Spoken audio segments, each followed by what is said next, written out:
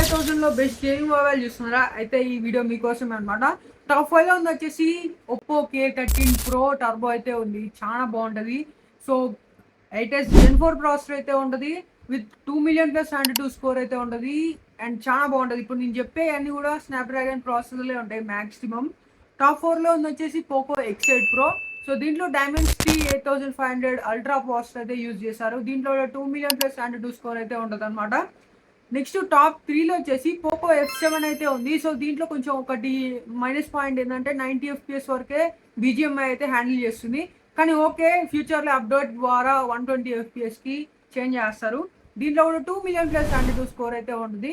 So next top 2లో top 2 నేను వచ్చేసి ప్రీమియంగా కన్సిడర్ చేస్తున్నా పోకో X8 Pro Max అనమాట. 9500 ప్రాసెసర్ అయితే ఉంటుంది డైమెన్సిటీ.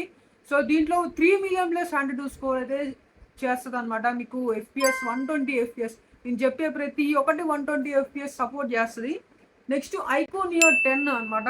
సో ఇది వచ్చేసి నేను ఎందుకు టాప్ 1లో పెట్టానంటే ఆప్టిమైజేషన్ చాలా బాగుంటుంది. వీళ్ళ ఫోన్స్ వివో ఫోన్స్ చాలా బాగుంటుంది. దీంట్లో కూడా స్నాప్డ్రాగన్ 8s Gen 4 ప్రాసెసర్ అయితే ఉంటుంది. And also 2 million plus 102 score అయితే ఉంటుంది. సూపర్ కంప్యూటింగ్ చిప్ అయితే ఉంటుంది.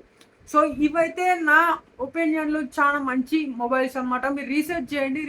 రీసెర్చ్ చేసిన తర్వాత తీసుకోండి అనమాట. అండ్ ఆల్సో నేను మొత్తం స్పెసిఫికేషన్స్ అనేవి ఒక ఫోటో అయితే వేస్తూ ఉంటాను. దాని పక్కన లోగో ఉంటుంది. అమెజాన్లో తీసుకోవాల్సిన అమెజాన్లోనే తీసుకోవాలి. ఫ్లిప్కార్ట్లో తీసుకోవాల్సిన ఫ్లిప్కార్ట్లోనే తీసుకోవాలి. ఎందుకంటే ఫేక్ బయర్స్ చాలా మంది ఉన్నారు, చూసుకోండి.